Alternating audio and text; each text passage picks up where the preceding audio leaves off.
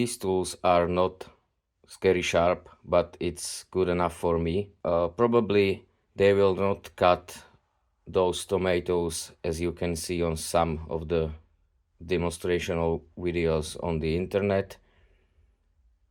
My focus is not to have them scary sharp.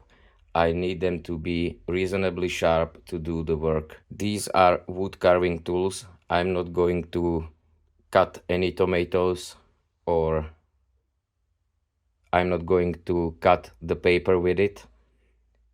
They are used to carve into basswood, beechwood, walnut, and so on. And now I want to tell you something about the concept of the scary sharp tools and the concept of practically sharp tools to be used in actual wood carving. And I draw this lame graph to demonstrate my approach to this scary sharpness. So take a look. On this axis we have the time you need to spend on the sharpening process, and here is the level of sharpness that you can achieve. If we take the starting point like the tool is dull, not damaged, you start somewhere here, and it takes some time to get to, in my opinion, reasonably sharp tool, and you are here. In this stage the tool is sharp enough to do the work, and it will stay sharp for a good amount of time. But you can go even further from this stage and achieve the so-called scary sharpness. In my opinion, as I watched many of these demonstrational videos, it's good to have the skill to be able to sharp any tool by your hand up to this point. But in the actual carving, it takes some time, and you have to decide whether the project is achieving the sharpness or your project is to carve something. With this perspective, let's have a look at this portion of the graph. Imagine how long it takes to do the edge.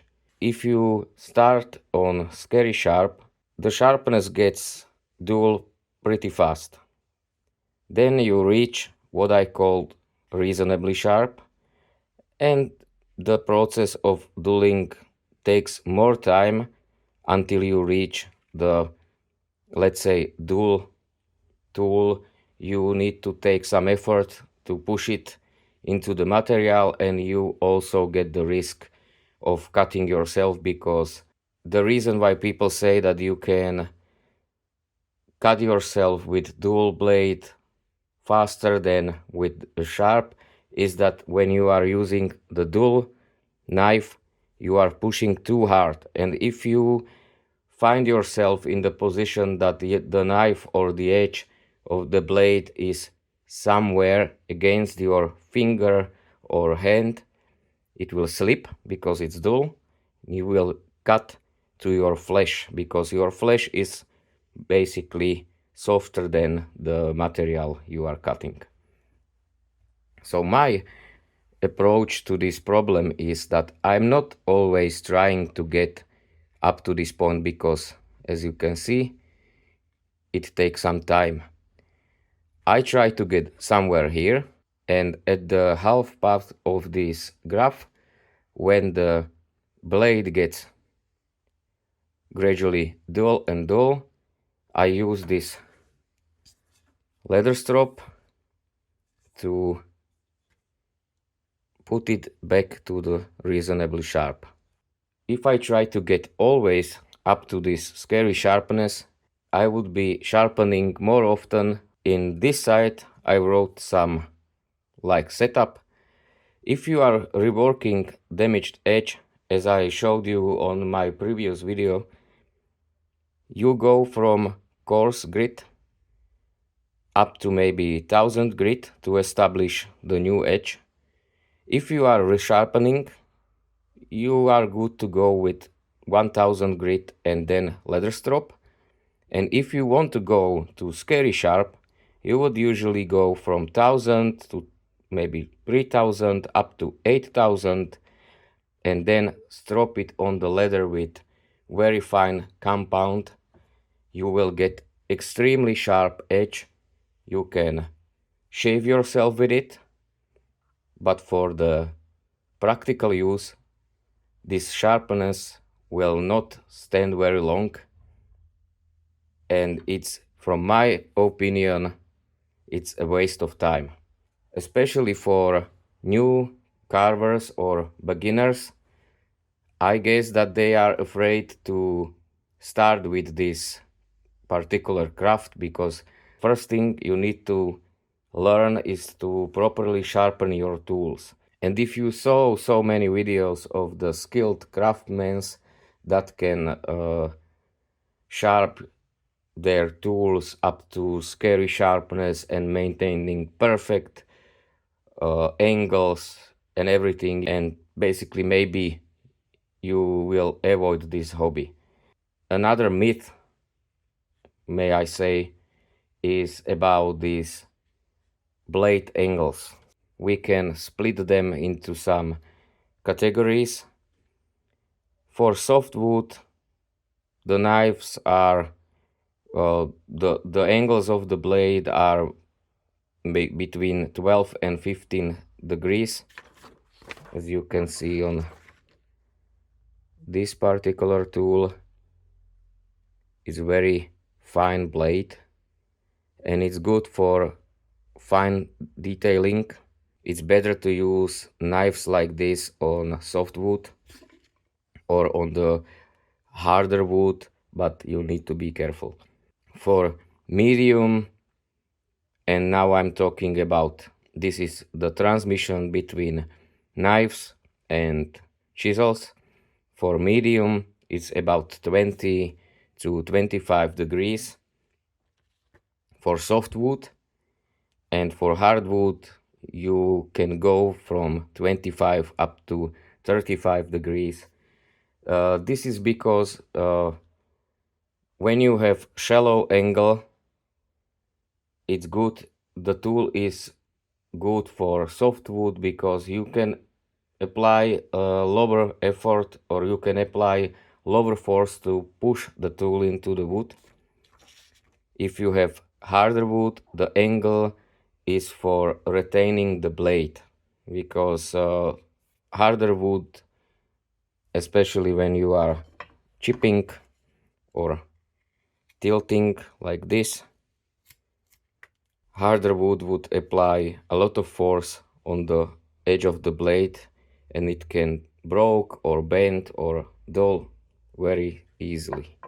Are you afraid of sharpening your tools by hand because you will not maintain the precise angle?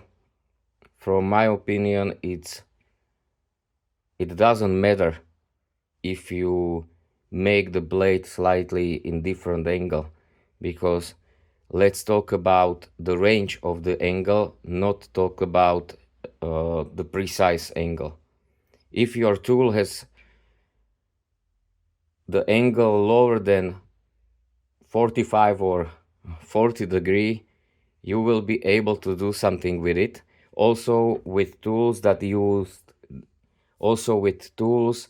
are used with the hammer, you want the blade to be the angle to be bigger to withstand the blows from the hammer or mallet into the wood, because if you can imagine that if I try to mallet this knife into the hardwood or softwood, it will break.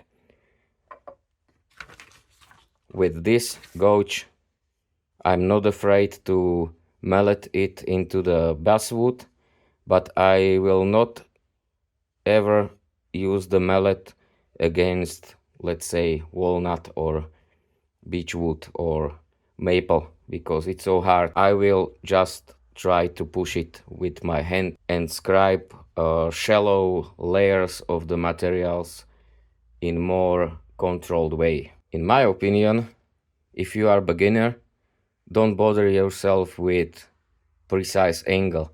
Also, when you are sharpening from hand with no jig, you can actually make, or you can produce something like this. Like when you swiping the blade on the sharpening stone, sometimes you can create convex shape on the blade. From my opinion, it doesn't matter. As long as this portion of the blade has a nice angle and coherent blade and it's sharp, it will do the work. Also, I don't like a hollow grind, which is the shape like this. And probably you will need to make some covering facets at the edge of the blade to make it wider. Otherwise it will be so thin that you will break the edge or maybe bend it if the steel is softer. So don't be afraid and don't try to chase the scary sharpness, or don't be afraid that you are not able to sharpen your tool up to scary sharp. It's not so important. You are not going to cut tomatoes. You need your tools to be sharp, reasonably sharp, sharp enough to do the work without too much of an effort. But you don't need to bother yourself with 15 different kinds of stones to sharpen your tools. I usually go from 320 up to 1000 when I'm resharpening the tool, and after the 1000 stone I just jump to the leather strop. I have some stones that are 5000 or 8000 grit. Sometimes I use them to sharpen my tools, but in that case the sharpening itself is the project. I take my time to maybe redress the tools, prepare the tools for some bigger project, or to prepare them for the season. But in the process of making, I'm just maintaining with the leather strop, and in case I hit something like rebar or I drop the tool on the ground, well, in that case I take my time to establish the blade again. For the testing purpose of the sharpness, I'm not using the paper because I don't care whether it's do something like this. As you can see, this is maybe disgusting, but if it binds into my nail, it's good. And also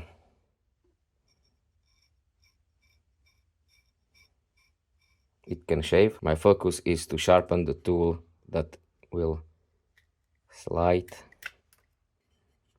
and cut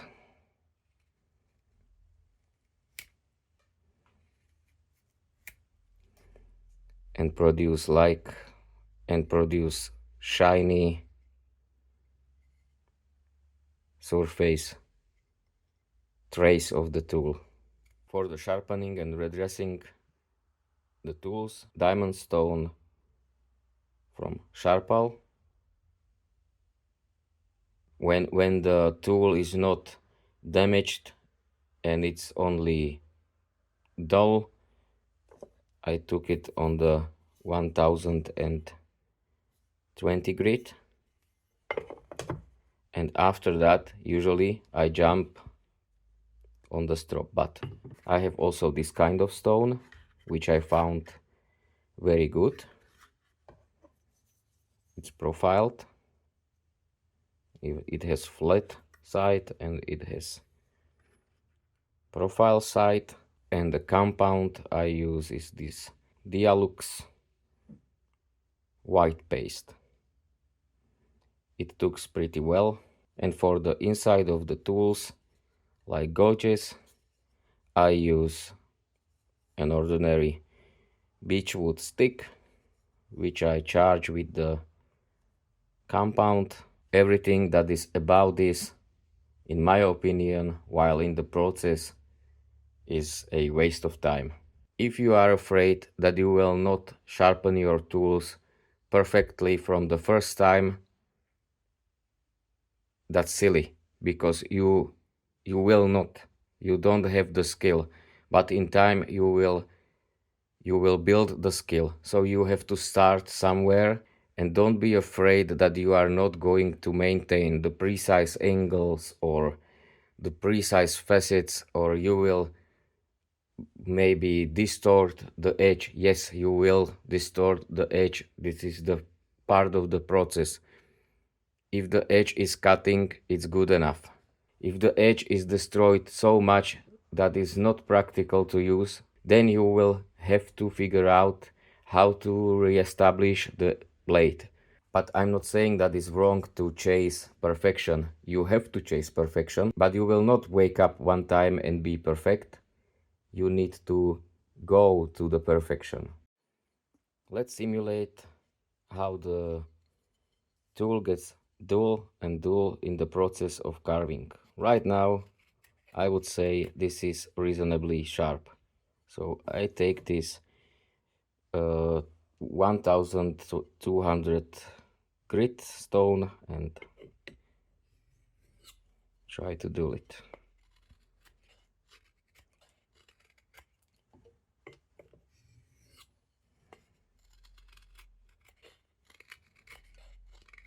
Still.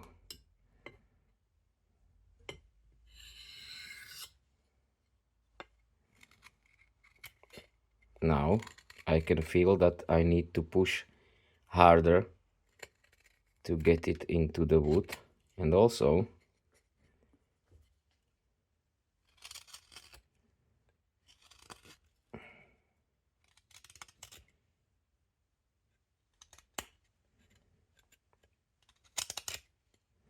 you can see that in here it produced like tearing, or how to call it, because when the knife gets dull, before it splits the wood, it squishes the fibers,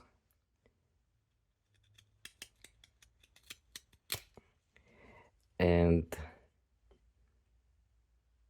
the sign of the tool blade is this. Also, if your blade is skipping like this, the tool is dull and you have to sharpen it. If you get to this point, you need to probably sharpen it on the stone. The strop will be not enough.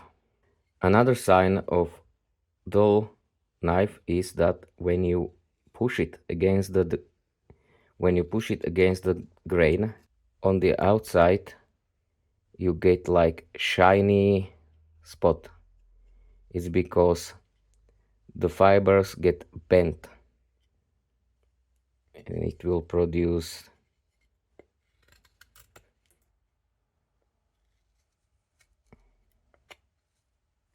a shiny spot in here.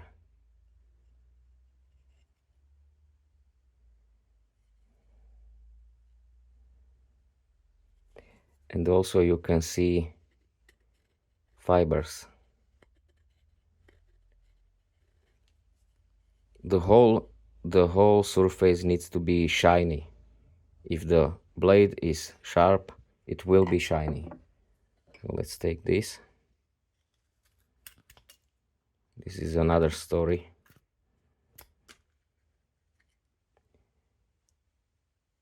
The facet is smooth and shiny. if I compare it to this dull knife,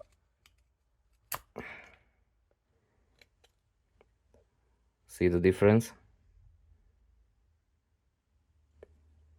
You can see the difference in the color. This is shiny. This is, the fibers are standing out. Again, I will try to make this is smooth.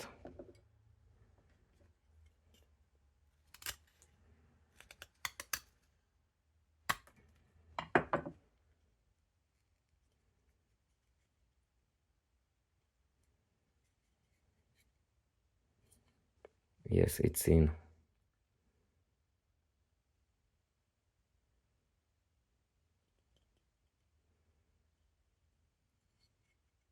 Every time you get into this point, you have to sit down, take your time, and sharpen your tool.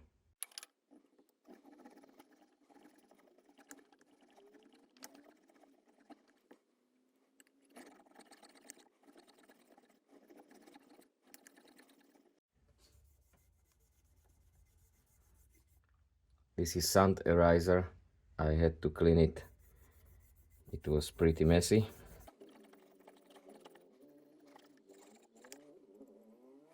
After a few passes on the diamond stone, let's finish it on the leather strop.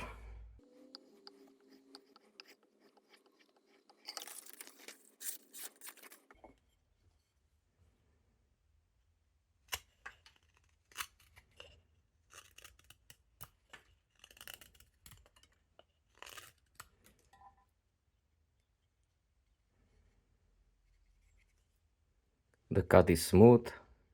You don't see any fibers sticking out. I would say this is good enough. In my opinion, this is not even close to scary sharp. This is how your cutting trays should look like. It's shiny, it's smooth. I don't see any fibers standing out. That's good sign that the tool is properly sharp to do this work. And for the bonus, the worst thing you can do is to use sandpaper before you are finished with your chiseling. The problem is that the sandpaper will actually release some abrasive into the wood, and then when you finish it with the sandpaper and try to take some material off with your chisel and you not clean it properly, you can actually hit the abrasive with the cutting edge and ruin it. Before you start chiseling it again, clean it properly with the pressurized air to remove any residual from the abrasive, to avoid hitting it with your cutting edge.